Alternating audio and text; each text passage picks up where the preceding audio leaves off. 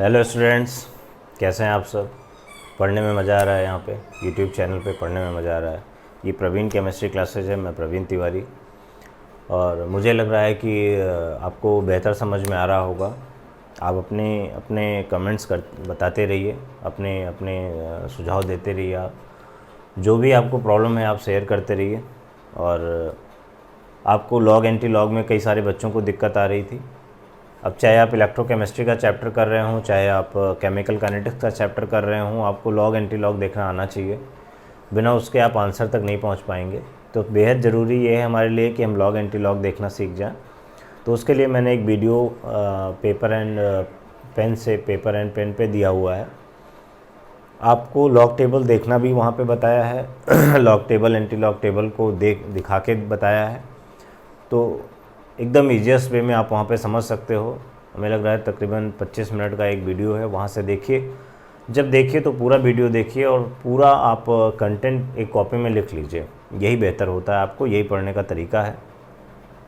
चलिए, electrochemistry chapter पढ़ रहे थे बेटा, और इसका जो नेक्स्ट वीडियो है हमने उसमें किया है equilibrium constant from Nernst equation. अब हम लोग इक्विलिब्रियम कांस्टेंट कैलकुलेट करना सीखेंगे, और इक्विलिब्रियम कांस्टेंट का जो कैलकुलेशन होगा हम नस्ट इक्वेशन को यूज़ करके करेंगे। तो देखिए कैसे कर सकते हैं इसमें। आइए कुछ बात करते हैं जो पहले पढ़ा था। बेटा पहले इस चैप्टर का फर्स्ट वीडियो आप ज़रूर जाके देखिएगा। पहला वीडियो इसका देखिएगा तो यहाँ पे जो बातें मैं बताने जा रहा हूँ वहाँ पे उसको पूरा डिटेल में बताया हुआ है, तो वहाँ से पूरा आप समझ सकते हो।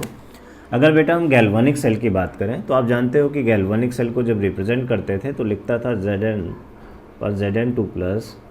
यहाँ पे आप सॉल्ट ब्रिज लगाते थे, ये सब आपको पता होगा इसको रिप्रेजेंट करना। Cu2+/Cu, ये पता है सभी बच्चों को, ठीक है ना। ये सभी को पता होगा इस तरीके का रिप्रेजेंटेशन। ये गैल्वेनिक सेल का रिप्रेजेंटेशन है। अब आपने इसमें पढ़ा था कि अगर हम इसके फिगर से बात करें, एक छोटा सा फिगर बना के केवल एक ऐसे एग्जाम्पल के लिए ले रहे हैं जिससे यहाँ से बात आपको समझा पाएँ। इसको अगर पूरा आप अच्छे से समझना चाहते हैं तो इसके लिए आप क्या करेंगे, इसके फर्स्ट लेक्चर वीडियो पे जाएंगे और वहाँ से इस फर्स्ट लेक्चर वीडियो से देखेंगे और वहाँ से पूरी बात आपको समझ में आएगी। यहाँ पे जिंक की इलेक्ट्रोड लगाते थे हम लोग, जिंक की इलेक्ट्रोड लगाते थे। यहाँ पे कॉपर की इलेक्ट्रोड लगाते थे, ठीक है। इसको कनेक्ट करते थे,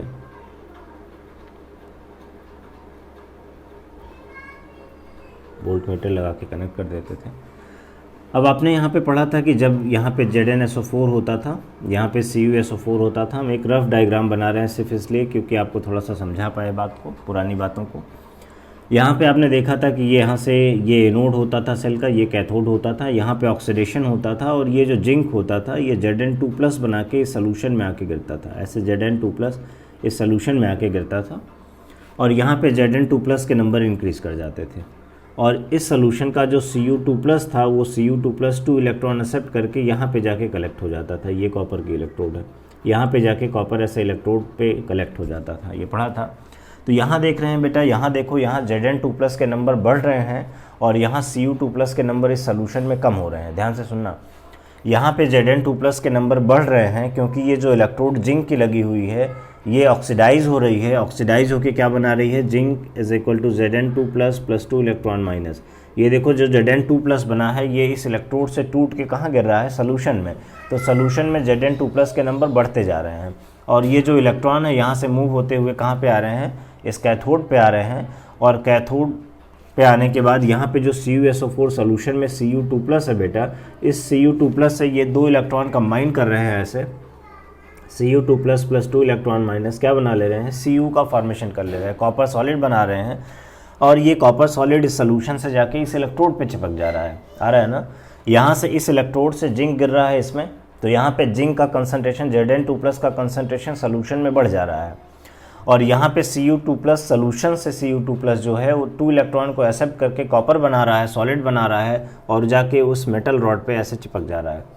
यानी इस सोल्यूशन में Cu2+ के नंबर कम होते जा रहे हैं और यहाँ पे Zn2+ के नंबर बढ़ रहे हैं। इसका मतलब इसका रिडक्शन पोटेंशियल इंक्रीज करेगा और इसका रिडक्शन पोटेंशियल डिक्रीज करेगा। समझ गए होंगे बात। इसका रिडक्शन पोटेंशियल, जैसे जैसे Zn2+ के नंबर यहाँ बढ़ते जाएंगे इसका रिडक्शन पोटेंशियल जो होगा, रिडक्शन पोटेंशियल इसका इंक्रीज करता जाएगा। और इसका जो रिडक्शन पोटेंशियल होगा, इसका जो रिडक्शन पोटेंशियल होगा वो क्या होगा बेटा, डिक्रीज़ करता जाएगा। समझ गए होंगे बात। इसका रिडक्शन पोटेंशियल इंक्रीज़ करता जाएगा क्योंकि Zn2+ के नंबर सोल्यूशन में इंक्रीज़ करते जा रहे हैं। इसके रिडक्शन पोटेंशियल की वैल्यू कम होती जाएगी क्योंकि Cu2+ जो है सोल्यूशन में कम होता जा रहा है। अब आ जाइए इस पर। ये बात आपको और बेहतर तरीके से समझनी है, हमें लग रहा है समझ में आ गया होगा, लेकिन और बेहतर तरीके से समझनी है तो फर्स्ट वीडियो आप जाके पूरा देखेंगे। ओके बेटा। अब देखिए यहाँ पे, अब हम बात करेंगे, देखिए यहाँ पे इक्विलिब्रियम कांस्टेंट निकालना है तो इक्विलिब्रिया की बात करेंगे। जब इक्विलिब्रिया ऑब्टेन्ड होगा, जब इक्विलिब्रिया ऑब्टेन्ड होगा तब क्या होगा, जैसे ही इक्विलिब्रिया ऑब्टेन्ड होगा, आपने पढ़ा है इक्विलिब्रिया का केस, अगर उसको ग्राफिकल मेथड से आपको समझाना चाहें, ये देखिए रिएक्शन प्रोग्रेस है, रिएक्शन कैसे प्रोसीड करेगा, ये रिएक्शन प्रोग्रेस है, ये रिडक्शन पोटेंशियल है, ये रिडक्शन पोटेंशियल है, ठीक है। अब देखिए बोल रहे हैं कि ये ऑक्सीडेशन है ना, तो ऑक्सीडेशन हाफ का क्या हो रहा है, रिडक्शन पोटेंशियल बढ़ता जा रहा है। देखिए ये ऑक्सीडेशन हाफ का रिडक्शन पोटेंशियल बढ़ाते जा रहे हैं, ये देखिए बढ़ता जा रहा है। और जो कैथोड का है रिडक्शन हाफ का है, ये देखिए ऑक्सीडेशन हाफ का है, ये रिडक्शन हाफ का है। रिडक्शन हाफ का क्या हो रहा है, पोटेंशियल कम होता जा रहा है, कम होता जा रहा है, जैसे नीचे की तरफ आएगा फिर क्या होगा, यहाँ पे कहीं आके मीट कर जाएगा। कहीं ऐसा एक पॉइंट होगा जहाँ पे दोनों लाइंस आके मीट करेंगी और इस पॉइंट पे ये जो पॉइंट होगा यही पॉइंट क्या कहा जाएगा, इक्विलिब्रियम पॉइंट। क्या आप बोलेंगे इसको, इक्विलिब्रियम पॉइंट। इक्विलिब्रियम पॉइंट, इस पॉइंट पे क्या होगा, दोनों के रिडक्शन पोटेंशियल की वैल्यू देखिए क्या होगी बेटा, बराबर हो जाएगी। दोनों के रिडक्शन पोटेंशियल की वैल्यू बराबर हो जाएगी। और अगर दोनों इलेक्ट्रोड के रिडक्शन पोटेंशियल की वैल्यू बराबर हो गई, दोनों इलेक्ट्रोड के रिडक्शन पोटेंशियल की वैल्यू बराबर हो गई बेटा, तो क्या होगा, जो रिडक्शन पोटेंशियल की वैल्यू अगर बराबर हो गई तो ईएमएफ ऑफ सेल क्या हो जाएगा, जीरो हो जाएगा। ईएमएफ ऑफ सेल क्या होगा, बोलो, ईएमएफ ऑफ सेल क्या हो जाएगा, जीरो हो जाएगा। देखो ये Zn2+/Zn को दिखा रहा है, ये Cu2+/Cu को दिखा रहा है। एक बात ध्यान रखिएगा कि जब हम रिडक्शन पोटेंशियल को रिप्रेजेंट करते हैं तो हमेशा या बोले कि जो इलेक्ट्रोड पोटेंशियल को रिप्रेजेंट करते हैं किसी भी हाफ सेल की, उसको हमेशा रिडक्शन पोटेंशियल के टर्म में दिखाया जाता है। तो देखिए यहाँ पे तो ऑक्सीडेशन पोटेंशियल दिखाया है क्योंकि ऑक्सीडेशन है, ये सॉल्ट ब्रिज है, ये कैथोड है, या एनोड है, ये सॉल्ट ब्रिज है, ये कैथोड है। लेकिन यहाँ पे देखिए, यहाँ पे लिखा है Zn2+/Zn रिडक्शन पोटेंशियल के टर्म में। देखिए ये भी रिडक्शन पोटेंशियल के टर्म में, ये देखिए रिडक्शन पोटेंशियल दिखाया भी है। तो देख रहे हैं कि ये वाला पॉइंट जब मीट कर गया तो क्या हो गया, इक्विलिब्रिया रीच कर गया। और जब इक्विलिब्रिया रीच करेगा तो दोनों का रिडक्शन पोटेंशियल क्या होगा बेटा, बराबर हो जाएगा। दोनों का रिडक्शन पोटेंशियल क्या होगा, बराबर हो जाएगा। और अगर बराबर हो गया तो जो ईएमएफ ऑफ सेल होगा, ईएमएफ ऑफ सेल होगा, ये क्या होगा, जीरो हो जाएगा। जो ईएमएफ ऑफ सेल होगा ये क्या होगा, जीरो हो जाएगा। समझ गए बात ना, यहाँ तक कोई दिक्कत नहीं होगी। तो अब सीधे हम नस्ट इक्वेशन लिखते हैं, सीधे हम नस्ट इक्वेशन लिख देते हैं अब आपके लिए। अब आपको कोई दिक्कत हमें लग रहा है नहीं होगी, ठीक है। ये बना लीजिए आप, ये भी फिगर बना सकते हैं आप, ये भी बना सकते हैं, ठीक है। ये क्या दिखाता है बेटा, ये ऑक्सीडेशन हाफ दिखा रहा है, ऑक्सीडेशन हाफ दिखा रहा है। ये क्या दिखा रहा है, ये रिडक्शन हाफ दिखा रहा है। आप ऐसे ग्राफ को बना लीजिए कॉपी में, ठीक है, बन गया होगा। अब हम हटा रहे हैं। हमने जो सेल लिया हुआ है बेटा, इस सेल के लिए हम क्या लिखते हैं, इस सेल के लिए हम सेल रिएक्शन लिख सकते हैं, सेल रिएक्शन लिख सकते हैं। सेल रिएक्शन लिख देते हैं। देखिए लिखेंगे zinc solid is equal to Zn2+ aqueous plus 2 electron minus, ठीक है। दूसरे के लिए लिखना चाहते हैं कैथोड के लिए, तो लिखेंगे Cu2+ aqueous plus 2 electron minus 2 electron minus equal to Cu solid. Okay बेटा, दोनों को सम कर दो, दोनों को ऐड कर दो, क्या बन जाएगा, सेल रिएक्शन बन जाएगा। क्या आ जाएगा, zinc solid plus Cu2+ aqueous is equal to Zn2+ aqueous plus Cu solid. Okay, अब इसके लिए अगर नस्ट इक्वेशन लिखना चाहो तो नस्ट इक्वेशन लिखना तो पहले ही आता होगा आपको। इसके लिए नस्ट इक्वेशन लिखते हैं। आपने पढ़ा था नस्ट इक्वेशन का फार्मूला पढ़ा था, लिखे from Nernst equation we know that Nernst equation से क्या पता है हमें, E cell equal to E not cell minus RT upon NF। ये सभी बच्चों को याद होगा। Ln क्या करते थे, product of the active masses of the products upon product of the active masses of the reactant. अब प्रोडक्ट का एक्टिव मास करोगे तो क्या होगा, Zn2 plus active mass of Zn2 plus into active mass of Cu solid upon active mass of Zn solid into active mass of Cu2 plus solid, ठीक है ना।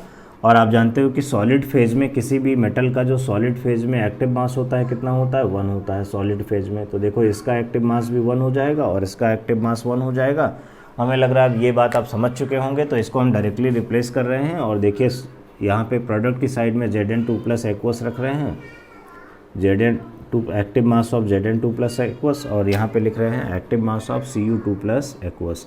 क्योंकि सॉलिड फेज का एक्टिव मास 1 हो जाएगा तो उसको हमने ऑलरेडी रिप्लेस कर लिया, डायरेक्टली रिप्लेस कर लिया। हमें लग रहा है कि सारे बच्चे समझ रहे होंगे, इस वजह से हमने डायरेक्टली रिप्लेस किया है बेटा। ओके, अभी लिखा कि अगर इक्विलिब्रिया की बात करेंगे तो इक्विलिब्रिया पे ईएमएफ ऑफ सेल क्या होगा, इसको क्या बोलते हैं, ईएमएफ ऑफ अ सेल। तो ईएमएफ ऑफ अ सेल क्या होगा, 0 होगा। तो लिखिए at equilibrium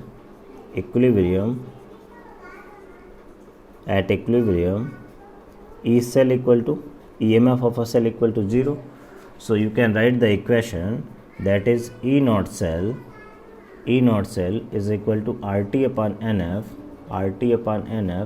ln active mass of Zn2 plus aqueous upon active mass of Cu2 plus aqueous.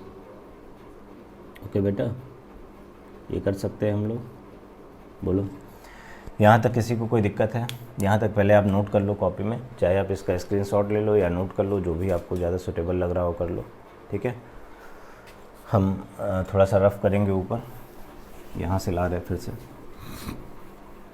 कुछ और स्पेस हमें अवेलेबल चाहिए। तो अब देखिए हमने एक इक्वेशन लिखा था, वही इक्वेशन फिर लिख देते हैं। लिखा था zinc solid plus Cu2 plus aqueous is equal to Zn2 plus aqueous plus Cu solid. Okay बेटा, अब अगर इसके लिए Kc लिखना चाहो, इक्विलिब्रियम कांस्टेंट कैलकुलेट करना चाहो, ठीक है, हम यहाँ पे सपोज कर लिए कि इक्विलिब्रिया पे जो जिंक का कंसंट्रेशन होगा वो active mass of Zn2 plus होगा और कॉपर का जो कंसंट्रेशन होगा वो Cu2 plus active mass of Cu2 plus aqueous होगा। ये होता भी है। तो अगर आप इसके लिए इस इक्वेशन के लिए Kc लिखना चाहो बेटा, तो Kc इक्वल टू क्या आ जाएगा, बोलो Kc इक्वल टू क्या आएगा, हम लोगों ने 11th क्लास में पढ़ा था, क्या होता था, product of the active masses of the reactant, product of the active masses of the product upon product of the active masses of the reactant, ठीक है। यहाँ सम रहता है, ध्यान रखिए, यहाँ प्रोडक्ट हो जाता है। तो अगर हम लिखना चाहें तो हो जाएगा active mass of Zn2 plus aqueous upon active mass of Cu2 plus aqueous. और देखो इसका एक्टिव मास होगा तो 1 हो जाएगा और इसका एक्टिव मास होगा 1 हो जाएगा। ये सारी बच्चे समझ रहे होंगे। तो Kc की वैल्यू ये आ सकती है। अब इसको इक्वेशन अगर फर्स्ट कर दें, इसको इक्वेशन फर्स्ट कंसीडर कर दें और यहाँ पे देखो ये वैल्यू आप कंपेयर करो, देखो ये वैल्यू आपको यहाँ पे ऑलरेडी मिल रहा होगा, ये वैल्यू आपको ऑलरेडी मिल रही है यहाँ पे। तो हम चाहें तो इसको सीधे रिप्लेस कर दें, लिखिए put the value of Kc, put the value of Kc, value of Kc in equation first you can obtain the value Kc equal to क्या हो जाएगा बेटे, सॉरी ई नॉट सेल इस वाली वैल्यू में रख दीजिए। ई नॉट सेल इक्वल टू क्या हो जाएगा, RT upon NF ln Kc, क्या आ जाएगा बेटा, ln Kc। कोई दिक्कत किसी को, ln Kc आ जाएगा, हटा रहे इसको, ठीक है, ln Kc आ गया। तो एक तो थ्योरेटिकल कॉन्सेप्ट में तो ये आ गया कि थ्योरेटिकल कॉन्सेप्ट में ये वैल्यू मिल गई हमें, थ्योरेटिकली ये वैल्यू हम रख देते हैं। अब जो इक्वेशन लेके चले थे गैल्वानिक सेल का लेके चले थे, डैनियल सेल के लिए लेके चले थे, तो डैनियल सेल के लिए पर्टिकुलरली डैनियल सेल के लिए इसकी वैल्यू लिखना चाहें तो हमें क्या करना पड़ेगा, हमें इसके R की वैल्यू रखना पड़ेगा, T की वैल्यू रखना पड़ेगा, F की वैल्यू रखना पड़ेगा, ठीक है ना, N की वैल्यू रखेंगे, Ln को नेचुरल लॉग को कॉमन लॉग में कन्वर्ट करेंगे, तो सारा कुछ कन्वर्ट कर देंगे कॉमन वैल्यू में, ठीक है। इस पर्टिकुलर इक्वेशन के लिए n की वैल्यू लिखना चाहें तो आप देख रहे होंगे कि n की वैल्यू यहाँ पे 2 आ रही है, 2 लिख देंगे, आ रहा है ना, इतना तो सबको पता चल रहा होगा कि कैसे लिखेंगे। और अगर हम इसको अलग अलग इक्वेशन के लिए, देखो n की वैल्यू हर इक्वेशन में अलग अलग होती है, तो n को अगर हम जनरलाइज करना चाहें और RT F और Ln की वैल्यू को रखना चाहें तो हम यहाँ पे देखो वैल्यू रख सकते हैं, इसको हम दूसरे फॉर्मेट में ला सकते हैं। पहले इसको देखो, ये थ्योरेटिकल कॉन्सेप्ट का वैल्यू है। थ्योरेटिकल कॉन्सेप्ट के लिए हम थ्योरेटिकल कॉन्सेप्ट में क्या करते हैं ना, एलन के टर्म में लेके चलते हैं, नेचुरल लॉग के टर्म में लेके चलते हैं। अब इसको कॉमन लॉग में कन्वर्ट करते हैं। तो आपको बताया था कॉमन लॉग में अगर कन्वर्ट करना है तो एलन के सी इक्वल टू हो जाएगा 2.303 लॉग के सी। ओके बेटा, लॉग के सी। ओके, तो आप इसको रिप्लेस करना चाहेंगे तो फार्मूला आ जाएगा E not cell equal to 2.303 RT upon NF log K C. यही वो फार्मूला है, जो न्यूमेरिकल्स में बार बार लगेगा। तो यहाँ से ध्यान रखेंगे कि इस फार्मूले को लेके चलना है हमें, इसको एकदम याद कर लेंगे। ठीक है, कोई दिक्कत हो किसी को तो इसको नोट कर लीजिए, इसका स्क्रीनशॉट ले लीजिए। कोई प्रॉब्लम हो तो हमें बताइए, कोई प्रॉब्लम नहीं होगा। हमें लग रहा है सारे बच्चों को समझ में आ रही होगी बात। ठीक है, आ रहा है ना। अब देखिए, इसके लिए अगर इसको भी जनरलाइज़ करना चाहते हैं, आर की वैल्यू रख देते हैं, टी की वैल्यू रख देते हैं, एफ़ की वैल्यू रख देते हैं और इसको एक जनरल इक्वेशन बनाते हैं किसी भी रिएक्शन के लिए और सिंप्लीफाई करते हैं। ठीक है, जहाँ सिर्फ एन की वैल्यू कैलकुलेट करें और पूरा काम हमारा हो जाए। तो देखो आर क्या है, गैस कांस्टेंट है, इसकी वैल्यू आप जानते हो कितना होती है, 8.314। ठीक है, टी कितना होता है, 25 डिग्री सेल्सियस लेके चलोगे, देखो स्टैंडर्ड कंडीशन में लेके चलोगे तो कितना होगा, 298 केल्विन। ठीक है, एफ़ क्या है, फैराडे कांस्टेंट 96500। ठीक है, और मल्टीप्लाई कर दो 2.303 इंटू 8.314 इंटू 298 डिवाइडेड बाई 96500, तो ये आ जाएगा 0.059 divided by N log K सी। अब एकदम सिंपल फार्मूला आ गया। मतलब अगर हमें कभी डायरेक्ट इक्वेशन दिया हो, ई नॉट सेल की वैल्यू पता हो तो लॉग के सी कैलकुलेट कर सकते हैं, या लॉग के सी पता हो तो हम डायरेक्ट ई नॉट सेल की वैल्यू कैलकुलेट कर सकते हैं इस फार्मूले से। समझ गए, कोई दिक्कत नहीं होगा, आ रहा होगा। अब इस फार्मूले को डायरेक्ट इस वाले इक्वेशन के लिए लिखना चाहते हैं तो देखो यहाँ पे n की वैल्यू कितनी है, 2 है। n की वैल्यू इस इक्वेशन के लिए कितनी है, नंबर ऑफ इलेक्ट्रॉन ट्रांसफर्ड कितने हैं, 2 हैं। तो यहाँ पे आप n की वैल्यू 2 रख दो तो ये इक्वेशन किसके लिए हो जाएगा, इस डैनियल सेल के लिए हो जाएगा, जिंक कॉपर सेल के लिए हो जाएगा। हमें लग रहा है अब आ गया होगा। अलग अलग फॉर्मेट में आपको बताया है बेटा, ये लिख सकते हो थ्योरेटिकल कॉन्सेप्ट में। न्यूमेरिकल वैल्यू में लिए हमें न्यूमेरिकल में चाहिए तो हमें इसी वाले फार्मूले को अप्लाई करना होगा। लेकिन बार बार हमें फार्मूले में न्यूमेरिकल्स में हमें आर टी और एफ़ की वैल्यू ना रखना पड़े तो हम इस वाले फॉर्मेट को याद रखेंगे, 0.059 अपन एन लॉग के सी। ओके बेटा, तो ये हो गया आपका इक्विलिब्रियम कांस्टेंट कैलकुलेट करना नस्ट इक्वेशन से। ठीक है, अब बेटा जो नेक्स्ट टॉपिक है इसके बाद इक्विलिब्रियम कांस्टेंट को कैलकुलेट करने के बाद जो अगला टॉपिक है वो क्या है, गिव्स free energy and EMF of a cell. ये मोस्ट इंपॉर्टेंट है।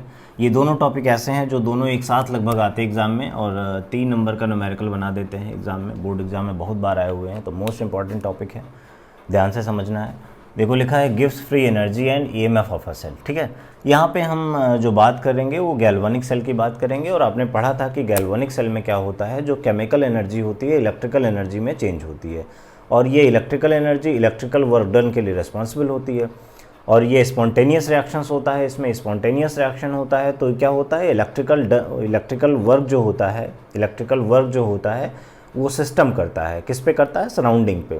Means electrical work done by the system on the surrounding. और जब वर्क डन होगा तो क्या होगा, एनर्जी क्या होगी, कम होती जाएगी, डिक्रीज होगी। तो सिंपल सी बात है कि अगर वर्क डन होगा, इलेक्ट्रिकल वर्क डन होगा स्पॉन्टेनियस रिएक्शंस में, या बोले कि गैल्वेनिक सेल में जब इलेक्ट्रिकल वर्क डन होगा तो क्या होगा, फ्री एनर्जी में चेंज क्या होगा, निगेटिव होता जाएगा। या बोले फ्री एनर्जी जो होगी वो क्या होगी, डिक्रीज होती जाएगी। तो देखिए उसी को हमने लैंग्वेज में लिख रखा है, लिखा है electrical work done is equal to decrease in free energy. Free energy क्या होगी, कम होती जाएगी। जैसे जैसे काम होता जाएगा वैसे वैसे फ्री एनर्जी कम होती जाएगी। मान लीजिए आपके पास अभी जो एनर्जी है, ठीक है, मान लीजिए आप फ्री स्टेट में हैं, आपके पास कुछ एनर्जी है, ठीक है, और आपने काम करना शुरू किया। तो जैसे जैसे आप काम करोगे, जैसे जैसे आप सिस्टम हो, सपोज हम सिस्टम है, तो जैसे जैसे हम काम करेंगे वैसे वैसे हमारी एनर्जी क्या होगी, कम होती जाएगी ना। तो फ्री एनर्जी क्या होगी, डिक्रीज होती जाएगी जैसे जैसे वर्क डन होगा स्पॉन्टेनियस रिएक्शंस के लिए। तो देखिए लिखा है electrical work done is equal to decrease in free energy. ठीक है, ये तो एकदम सिंपल सी बात है, पहली लाइन समझ गए आप लोग। फिर देखिए लिखा है electrical work done is equal to electrical energy produced. कितनी इलेक्ट्रिकल एनर्जी प्रोड्यूस होती है भाई, केमिकल एनर्जी से कितनी इलेक्ट्रिकल एनर्जी प्रोड्यूस हुई वही इलेक्ट्रिकल एनर्जी इलेक्ट्रिकल वर्क के लिए रिस्पॉन्सिबल है, तो उतना ही वर्क होगा ना जितना अमाउंट में इलेक्ट्रिकल एनर्जी प्रोड्यूस हो पाएगी। तो लिखा है is equal to electrical energy produce. और इलेक्ट्रिकल एनर्जी कितनी प्रोड्यूस्ड होगी, कैसे पता करेंगे, देखिए कैसे पता करेंगे। Quantity of electricity flowing in the circuit, quantity of electricity, कितनी इलेक्ट्रिसिटी सर्किट में फ्लो कर रही है, into EMF of a cell, cell का ईएमएफ का क्या है और कितनी इलेक्ट्रिसिटी फ्लो कर रही है सर्किट में, दोनों का मल्टीप्लाई कर दीजिए, क्या आ जाएगा बेटा, इलेक्ट्रिकल एनर्जी प्रोड्यूस, कितनी इलेक्ट्रिकल एनर्जी प्रोड्यूस हुई, कितना वर्क डन हुआ, ये पता लग जाएगा। ठीक है, अब अगर मान लीजिए कि 1 मोल ऑफ इलेक्ट्रॉन फ्लो कर रहे हैं सर्किट में, या बोले कि 1 मोल ऑफ इलेक्ट्रॉन ट्रांसफ़र हो रहा है सर्किट में, तो 1 मोल ऑफ इलेक्ट्रॉन अगर ट्रांसफ़र होगा सर्किट में तो कितना कितना कितना इलेक्ट्रिसिटी प्रोड्यूस होगा, कितना इलेक्ट्रिसिटी प्रोड्यूस होगा, 1 फैराडे। और अगर n number of moles of electron, अगर n moles of electron transfer हो रहा है ट्रांसफर्ड हो रहा है सेल में, तो क्या होगा, वर्क डन कितनी इलेक्ट्रिसिटी प्रोड्यूस होगी, बोलो NF के बराबर। भाई अगर 1 मोल ऑफ इलेक्ट्रॉन ट्रांसफ़र हुआ है सेल में, तो कितनी इलेक्ट्रिसिटी प्रोड्यूस्ड होगी, कितनी इलेक्ट्रिसिटी हो जाएगी, 1F 1 फैराडे के बराबर होगी। और अगर n मोल ट्रांसफ़र हो रहा है सेल में, तो कितने इलेक्ट्रिसिटी प्रोड्यूस होगी, NF के बराबर। तो यहाँ पे quantity of electricity flowing in the circuit, if n moles of electron transfer in the cell, that is equal to NF. So you can use the electrical work done, so you can calculate the electrical work done, that is equal to, electrical work done is equal to NF, means quantity of electricity flowing in the circuit if n mole of electron transfer in the cell, that is equal to NF into E cell into E cell। Okay बेटा, और आपने पढ़ा कि ये जो electrical work done होता है, पहली लाइन में लिखा decrease in gives free energy होता है, डिक्रीज इन फ्री एनर्जी होता है। तो देखो कैसे कैलकुलेट करोगे, आप लिख सकते हो कि माइनस डेल्टा जी मतलब चेंज इन अ गिव्स फ्री एनर्जी, और डिक्रीज हो रहा है तो लिखा है minus delta G is equal to NF into E cell. ठीक है ना, NF इंटू ई सेल। ये तो नॉर्मल कंडीशन में, किसी भी कंडीशन में ऐसा होगा, बट अगर स्टैंडर्ड कंडीशन की बात करें, आप लिख लीजिए फॉर स्टैंडर्ड कंडीशन, अगर स्टैंडर्ड कंडीशन में बात करेंगे, स्टैंडर्ड कंडीशन मतलब 25 degree celsius and 1 molar concentration पे बात करेंगे, तो क्या हो जाएगा, delta G minus delta G naught is equal to NF